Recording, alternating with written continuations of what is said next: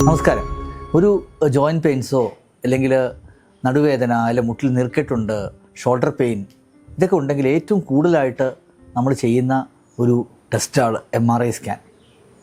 MRI scan വ്യാപകമായിട്ടുണ്ട്, ഇപ്പോൾ എല്ലായിടത്തും available ആണ്.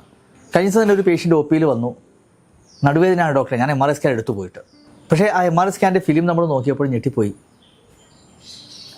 അതിൽ വേണ്ട ഇൻഫർമേഷൻ ഒന്നും ഇല്ലായിരുന്നു. അപ്പോൾ MRI സ്കാൻ്റെ ആളുടെ വിചാരം ഹോൾ ബോഡി MRI സ്കാനാണ്, ഡോക്ടറെ മൊത്തം ബോഡി അങ്ങ് സ്കാൻ ചെയ്തു. അപ്പോൾ പലപ്പോഴും സ്കാനിങ് സെൻറ്റർ പുറത്തെഴുതിക്കാണ് ഹോൾ ബോഡി MRI സ്കാനിങ് എന്ന്. അതിൻ്റെ അർത്ഥം ഫുൾ ബോഡി ചെയ്യാനുള്ള ഫെസിലിറ്റി അവിടെ ഉണ്ടെന്നാണ്, അത്രേ അതിൻ്റെ അർത്ഥമുള്ളൂ. പക്ഷേ ചെയ്യുന്നത് പലപ്പോഴും ഒരു ഏരിയയിലായിരിക്കും. അത് ഏത് ഏരിയ വേണം, എങ്ങനത്തെ സ്കാൻ വേണമെന്ന് നമ്മൾ ഡോക്ടറാണ് നിർദ്ദേശിക്കേണ്ടത്. അവർ ഡോക്ടർ നിർദ്ദേശത്തോടെ ചെയ്തിട്ട് മാത്രമേ കാര്യമുള്ളൂ. അല്ല, ഒരിക്കലും ഒരു MRI സ്കാൻ ഹോൾ ബോഡി ചെയ്യാറില്ല. അപ്പോൾ MRI സ്കാൻ ചെയ്യുമ്പോൾ ഈ കാര്യങ്ങൾ നമ്മൾ വളരെയധികം ശ്രദ്ധിച്ചില്ല. ഒരു 4-5 കാര്യങ്ങളുണ്ട്, ഞാൻ പറഞ്ഞുതരാം. അത് ശ്രദ്ധിക്കാതെ MRI സ്കാൻ ചെയ്തിട്ട് ഒരു കാര്യമില്ല. ഒന്നാമത്തെ കാര്യം ഞാൻ പറഞ്ഞു, ഹോൾ ബോഡി എന്ന് പറഞ്ഞാൽ MRI സ്കാൻ ചെയ്യാറില്ല.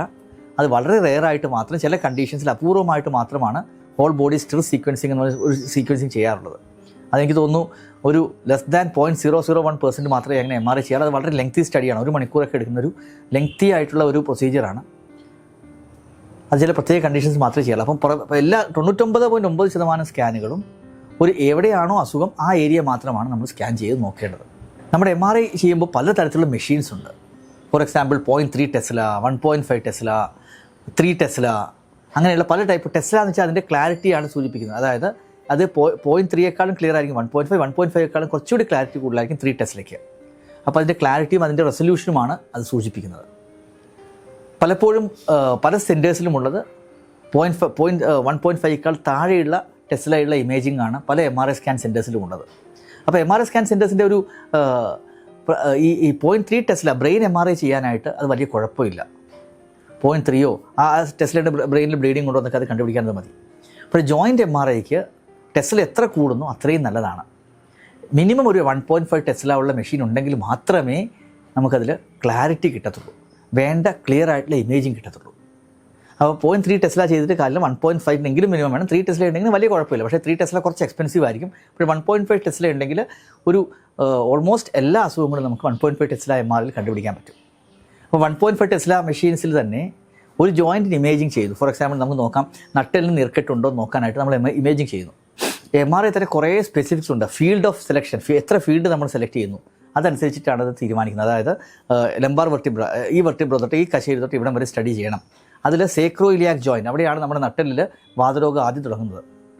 ഇപ്പോൾ സേക്രോയിലിയാക് ജോയിൻറ്റിൽ അവിടെ തൊട്ട് ഫീൽഡ് സെറ്റ് ചെയ്യുന്നത് വളരെ വളരെ ഇമ്പോർട്ടൻ്റ്. വളരെ എക്സ്പീരിയൻസ്ഡ് ആയിട്ടുള്ള റേഡിയോളജിസ്റ്റ് സെറ്റ് ചെയ്താൽ മാത്രമേ അത് നന്നായിട്ട് വരത്തുള്ളൂ. അതുകൂടാതെ അതിൽ ഏതൊക്കെ സീക്വൻസ് എടുക്കണം, അത് സ്റ്റിർ സീക്വൻസ് ആണോ, F1 ആണോ, F2 ആണോ, അങ്ങനെ കുറേ ടെക്നിക്കാലിറ്റീസ് ഉണ്ട്. ഞാൻ പറഞ്ഞു വന്നത്, MRI എടുത്തു, 1.5 ടെസ്ലയിൽ MRI എടുത്തു എന്നുള്ളത് കൊണ്ട് മാത്രം പലപ്പോഴും രോഗനിർണ്ണയം സാധ്യമാകില്ല. അതിൽ സീക്വൻസ് സെറ്റ് ചെയ്യണം. പലപ്പോഴും എക്സ്പീരിയൻസ്ഡ് ആയിട്ട് റേഡിയോളജിസ്റ്റ് നമ്മളിപ്പോൾ ചെയ്യുന്ന സെൻറ്റേഴ്സിലൊക്കെ നമ്മൾ പറയും ഇന്ന സീക്വൻസ് വേണം, അത് ഫ്രീ നമ്മൾ ഒരു സ്കാൻ ചെയ്യണമെന്ന് പറയുമ്പോൾ അവർക്കറിയാം എന്തൊക്കെയാണ്. നമ്മൾ ആർത്രൈറ്റിസിനെ ഉള്ള ഒരു രോഗിയാണ് ചികിത്സിക്കുന്നതുകൊണ്ടും അങ്ങോട്ട് പറഞ്ഞു വിടുന്നതുകൊണ്ടും അവർക്ക് വ്യക്തമായിട്ട് ഇന്ന സീക്വൻസ് എടുക്കണം. കാരണം വാതരോഗത്തിന് കണ്ടുപിടിക്കാനായിട്ട് ഇന്ന സീക്വൻസ് വേണം എന്നുള്ളത് വളരെ ക്ലിയർ ഗൈഡ് ലൈൻസ് ഉണ്ട്. അത് ഗൈഡ് ലൈൻസ് അനുസരിച്ച് ആ ഒരു ഏരിയ സെറ്റ് ചെയ്ത് എടുത്തു കഴിഞ്ഞാൽ മാത്രമേ നമുക്ക് അത് കണ്ടുപിടിക്കാൻ സാധിക്കുള്ളൂ. ഫോർ ചെറിയ എക്സാമ്പിൾ പറയാം, ഈ സ്പോണ്ടൈലോ ആർത്രൈറ്റിസ് എന്ന് പറഞ്ഞ അസുഖമുണ്ട്, നട്ടലിനെ ബാധിക്കുന്ന ഒരു വാതരോഗമാണ്.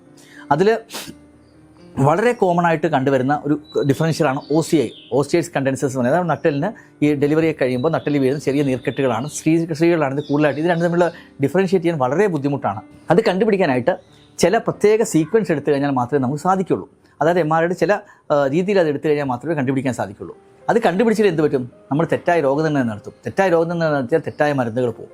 അപ്പോൾ കറക്റ്റായിട്ട് MRI എടുത്ത് കറക്റ്റായിട്ട് സീക്വൻസ് എടുത്ത് കറക്റ്റായിട്ട് ഫീൽഡ് എടുത്തു കഴിഞ്ഞാൽ മാത്രമേ പലപ്പോഴും നമുക്ക് കറക്റ്റായിട്ട് രോഗനിർണ്ണയം കിട്ടൂ. ഫിസിഷ്യൻസിൽ കാർഡിയോളജിസ്റ്റ് ഉണ്ട്, നെഫ്രോളജിസ്റ്റ്, ന്യൂറോളജിസ്റ്റ് ഉണ്ട്. അങ്ങനെ റേഡിയോളജിസ്റ്റിൽ ഇപ്പോൾ മസ്കുലോസ്കെലറ്റൽ റേഡിയോളജിസ്റ്റ് അല്ലെങ്കിൽ ബ്രെയിൻ റേഡിയോളജിസ്റ്റ് അങ്ങനെ സ്പെഷ്യലൈസ് ചെയ്യുന്ന ആളുകളുണ്ട്. അപ്പോൾ റിപ്പോർട്ട് ചെയ്യുന്നതും ഒരു നല്ല റേഡിയോളജിസ്റ്റ് റിപ്പോർട്ട് ചെയ്യുന്നതാണ് എപ്പോഴും. അതും ജോയിൻസിൽ മാത്രം സ്പെസിഫിക് ആയിട്ട് നോക്കുന്ന ഒരു റേഡിയോളജിസ്റ്റ് റിപ്പോർട്ട് ചെയ്യുന്നതാണ് എപ്പോഴും നല്ലത്. പലപ്പോഴും CT റിപ്പോർട്ട് ചെയ്യുന്ന റേഡിയോളജിസ്റ്റ് അൾട്രാസൗണ്ട് ചെയ്യില്ല, അൾട്രാസൗണ്ട് ചെയ്യുന്ന ആൾ MRI ചെയ്യില്ല. MRI തന്നെ ഇപ്പോൾ ഓരോ ഏരിയയിൽ സ്പെഷ്യലൈസ് ചെയ്ത ആളുണ്ട്, മസ്കുലോസ്കെലറ്റൽ സ്പെഷ്യലൈസ് ചെയ്ത ആളാണ് നമുക്ക് വേണ്ടി റിപ്പോർട്ട് ചെയ്യുന്നത്.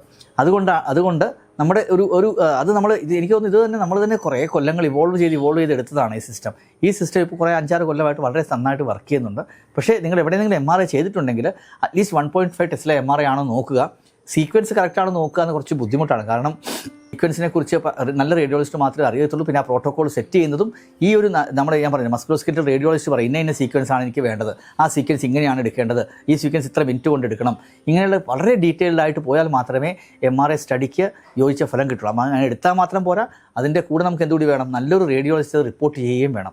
ആളുകളപ്പോൾ വിചാരിക്കും MRIയിൽ നല്ല ചീത്ത MRI, ഫോർ എക്സാമ്പിൾ ചെറിയൊരു 0.3 ടെസ്ല MRI പോയിട്ട് വേണ്ട സീക്വൻസ് ഇല്ല, 1.5 ടെസ്ല MRI തന്നെ വേണ്ട സീക്വൻസ് എടുക്കാതെ MRI നോർമലാണെന്ന് റിപ്പോർട്ട് വന്നു കഴിഞ്ഞാൽ നമ്മൾ എന്ത് ചെയ്യും, നമുക്ക് 8ൻ്റെ പണി കിട്ടും. കാരണം പലപ്പോഴും വേണ്ട കാര്യങ്ങൾ ചെയ്തില്ലെങ്കിൽ രോഗനിർണ്ണയം, പക്ഷേ MRI നോർമലാണ് പിന്നെ നമ്മൾ രണ്ടാമത് നോക്കത്തില്ലല്ലോ, വേറെ കാര്യങ്ങൾ നോക്കില്ല. പക്ഷേ പലപ്പോഴും രോഗനിർണ്ണയം വൈകുന്നതായിട്ടും രോഗനിർണ്ണയം തെറ്റി രോഗനിർണ്ണയിക്കേണ്ടതായി വരുന്നതൊക്കെ ആയിട്ട് കണ്ടിട്ടുണ്ട്. അതുകൊണ്ട് എപ്പോഴും നമ്മൾ പറയുന്നത് കൃത്യമായിട്ട് രോഗനിർണ്ണയം നടത്തണമെങ്കിൽ ശരിയായ രീതിയിൽ MRI എടുത്ത് നല്ലൊരു ഡോക്ടർ, നല്ലൊരു മസ്കുലോസ്കെലറ്റൽ റേഡിയോളജിസ്റ്റ് തന്നെ റിപ്പോർട്ട് ചെയ്ത് കഴിഞ്ഞാൽ അത് നിങ്ങൾക്ക് ഒപ്റ്റിമലായിട്ടുള്ള ഔട്ട്കം കിട്ടും.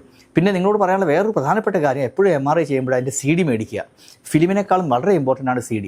ആ CD നിങ്ങൾക്ക് സ്റ്റോർ ചെയ്ത് വെക്കണം. കാരണം ഒരു MRIയിൽ ഒരു ചേഞ്ച് ഉണ്ടായിരുന്നെങ്കിൽ 3 കൊല്ലമോ 4 കൊല്ലമോ കഴിഞ്ഞിട്ട് എന്ത് പറ്റിയെന്നാണെങ്കിൽ വീണ്ടും MRI ചെയ്യുമ്പോൾ അത് പഴയ MRI ആയിട്ട് കമ്പയർ ചെയ്യാനായിട്ട് MRI ചെയ്താലും CT ചെയ്താലും എപ്പോഴും നിങ്ങൾ അതിൻ്റെ CD മേടിച്ചിട്ട് പറ്റുവാണെങ്കിൽ ഒരു ഗൂഗിൾ ഡ്രൈവിൽ തന്നെ അപ്ലോഡ് ചെയ്ത് സൂക്ഷിക്കുക, അല്ലെങ്കിൽ CD ആയിട്ടെങ്കിലും മസ്റ്റായിട്ടും സൂക്ഷിക്കണം. അപ്പം പറഞ്ഞു വന്നിട്ട് സിമ്പിളായിട്ട് പറയുകയാണെങ്കിൽ MRIയുടെ ക്വാളിറ്റി ഇമ്പോർട്ടൻ്റ് ആണ്, MRI മെഷീൻ്റെ ക്വാളിറ്റി ഇമ്പോർട്ടൻ്റ് ആണ്, ആ എടുക്കുന്ന സീക്വൻസസ് വളരെ വളരെ ഇമ്പോർട്ടൻ്റ് ആണ്.